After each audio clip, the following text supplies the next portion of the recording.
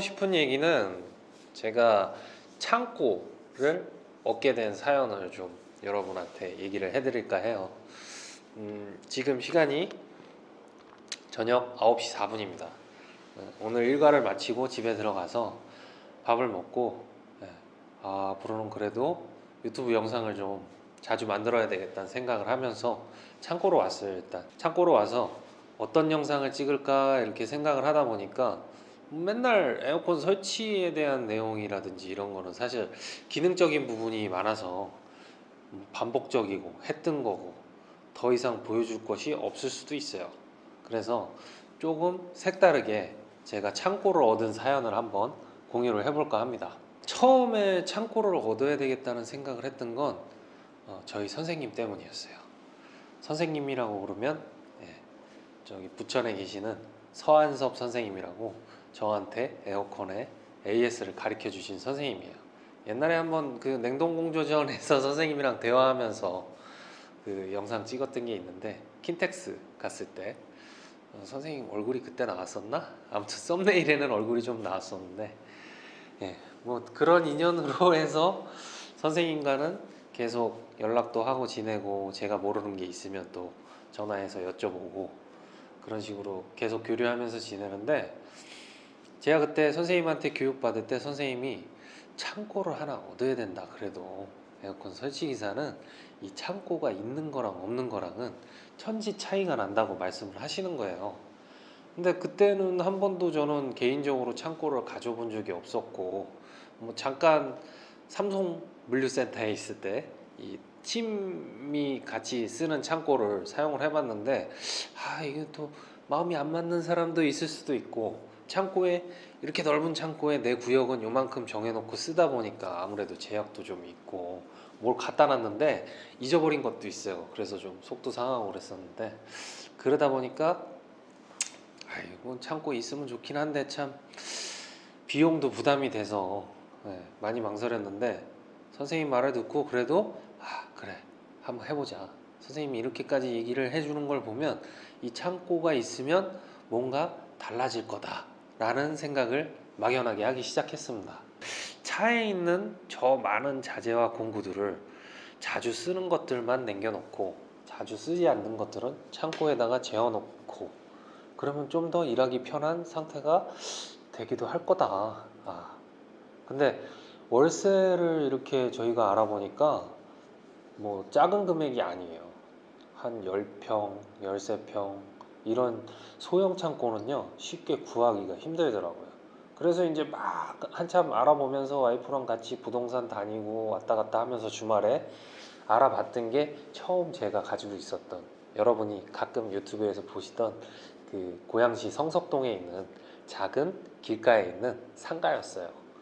식당이랑 뭐 이 샤시집 사이에 있는 13평 공간인데 뒤쪽에는 안에 방이 조그맣게 하나 있어서 거기서 이제 사무실 공간으로 쓸 수 있고 안에 화장실이 그래도 있어서 화장실은 편하게 볼 수 있는 그런 곳이었어요.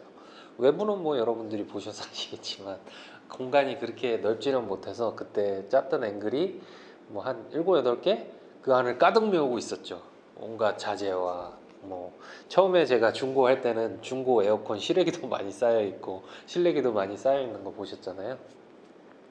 그랬어요. 그래도 그렇게 창고가 생기니까 확실히 달라지더라고요.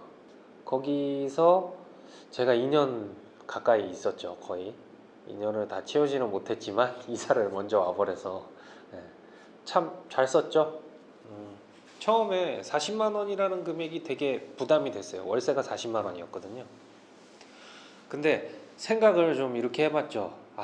이 40만 원 만약에 내가 겨울에 일이 없어서 놀게 된다면 그래 차라리 일당을 4번 뛰자. 4번만 뛰면 40만 원은 벌 수 있다. 그렇게 생각을 하고 결심을 한 거예요. 그래서 와이프한테 얘기를 했죠. 야, 이거 월세는 내가 무슨 수를 쓰든지 해결을 할 테니까 겨울에 노는 한이 있어도 내가 겨울에 놀면 일당을 가는 한이 있어도 이 창고 월세는 내가 알아서 책임질 테니까 우리 한번 구해보자. 이거 구하면 훨씬 돈 잘 번대. 그렇게 해서 와이프도 오케이 알았어. 그리고 같이 찾아본 거죠. 정말 잘했던 것 같아요. 그때 그 선택이 어떻게 보면 제 에어컨 이 설치기사 인생의 또 하나의 전환점이 된 거죠. 내 소유의 창고를, 비록 뭐 자가는 아니었지만 월세였지만 나만의 공간이 생긴 거잖아요. 설치기사가 스스로 혼자 뭔가 해볼 수 있는 공간이. 거기서 공구도 닦고 뭐 에어컨 그동안 해보지 못했던 거, 아 이렇게 해서 실외기 이거 까볼까 하고 실외기 뜯어보고 안에 어떻게 생겼나 구경도 하고 실내기도 구경도 하고 연결해서 진공 잡는 연습도 하고 그러면서 그런 영상들 같이 올려서 여러분들이랑 공유하고 그랬던 것들이 다 결국에는 저한테 큰 도움이 됐던 것 같아요. 지금도 뭐 여기 창고 그렇게 큰 창고는 아니지만 여기는 월세 한 70만 원 정도 되거든요. 그때의 경험을 이제 삼아서 아 이제는 난 유튜브 촬영도 좀 하고 조금 더 넓은 곳에서 깨끗하고 깔끔하게 해보자 해서 또 열심히 발품 팔아서 얻은 거죠. 네, 여기도 너무 잘 얻은 것 같습니다. 예전에는 그 폐동 있죠. 폐동 같은 게 뭐 많이 모으지도 않지만 버리기는 아깝잖아요. 또 갖고 오면 그러면 차에다가 이렇게 대충 모아놨다가 주말이면은 창고 같은 게 없으니까 어디 공원에 한적한 주차장에 갑니다. 그럼 거기서 비닐봉지 하나 이렇게 해놓고 껍데기 까서 분리하고 그렇게 해서 모은 통을 차에다가 좀 놨다가 일정량 이상이 되면 집 안으로 갖고 들어가요. 그럼 베란다에 뭐 이런 노란 박스 같은 거 큰 거 하나 갖다 놓고 거기다가 통 껍데기 같은 거 모은 거예요. 그러다가 그 박스가 이제 꽉 차서 더 이상 처치곤란할 정도의 공간을 차지하기 시작하면 갖다 파는 거죠. 뭐 금액이 중요하지는 않았어요. 그냥 그걸 모아서 내가 쉬는 시간에 그걸 까서 파는 게 어떤 약간의 부수입이 되고 그래도 도움이 됐으니까 그렇게 했던 거잖아요. 근데 이거를 창고가 있으니까요. 한켠 구석에 막 싸놨다가 정말로 한가할 때 한 번씩 깝니다. 네, 너무 좋죠. 이런 공간이 있다는 것 자체가. 그리고 내 공구들 한 번씩 싹 꺼내놓고 기름칠도 하고 닦을 수도 있고. 또 창고가 있음으로 해서 좋은 점은 자재를 좀 구비를 해놓을 수가 있습니다. 우리가 일요일 날 어딘가 시공을 갈 때 혹시 자재가 부족하면 어떻게 해요? 아, 상당히 난처합니다. 토요일 날 챙긴다고 미리 가서 샀는데 그렇게 못할 수도 있어요. 왜? 일이 바빠서 일이 늦게 끝나면 토요일 날은 자재상들이 늦게까지 영업을 하지 않으니까 필요한 걸 못 사서 일요일 날 일을 나갈 수도 있단 말이에요. 그렇게 되면 어떻게 해요? 일요일 날 문 여는 자재상 수소문을 해갖고 자재를 사러 가죠. 그것도 정말 불편했어요. 근데 지금은 동배관 박스로 사다 놓고 탁 싸놓고 뭐 보온재 같은 거 박스로 사다 놓고 탁 싸놓고 심지어 배관 저는 이제 보온재 쌓여진 거 많이 쓰잖아요. 그런 거 최소한 한 롤씩 30m 쌓아놓고 얼마나 좋아요. 여유 있죠. 그럼 그날 설치할 에어컨이 뭔지 대충 아니까 고객님한테 물어보고 거기에 맞는 자재들 미리 챙겨서 가고 앵글도 한쪽 구석에 좀 많이 쌓아놓을 수 있어요. 공간이 있으니까.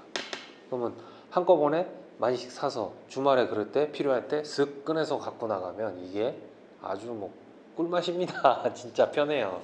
없는 것과 있는 것의 차이예요. 그때 제가 창고를 처음 얻고 얼마 안 있다가 주변에서 에어컨 하는 동생들이 있어요. 저한테 물어보더라고요. 형 이거 창고 하니까 좋아? 좋지. 야 너도 무조건 해. 이거 금액이 싼 창고 소형 창고들이 많이는 없는데 그래도 발품 팔아보니까 있더라. 차를 쉽게 댈 수 있고 요 실내에 화장실만 있으면 네가 오랫동안 그 안에서 일이 없어도 해보고 싶은 것도 해보고 하면서 연습도 하고 또 중고 같은 거를 사도 쌓아 놓을 때가 있어야 나중에 팔아먹을 때까지 보관을 하지 않겠냐. 그럼 당연하죠. 그래서 이제 그 친구도 얼마 전에도 통화한 동생인데 아 그래요 형 저도 그러면 창고 하나 얻어야 되겠어요 이러고 저는 이미 구했는 줄 알았는데 며칠 전에 전화 통화했는데 아직도 창고 안 구했더라고요. 네. 근데 그 친구가 저보다 뭐 돈이 없다고는 얘기할 수 있는 친구가 아니에요. 저보다도 오히려 경제적으로 좀 여유도 있는 친구인데 섣불리 창고를 결정을 못 하는 거예요. 근데 제가 생각했던 대로 생각을 했다면 월세 40만 원, 50만 원 이거 내가 그래, 일이 없으면 일당 5번 덧져서 4번 덧져서 이 창고 금액을 맞는다 생각을 하면 가능하거든요.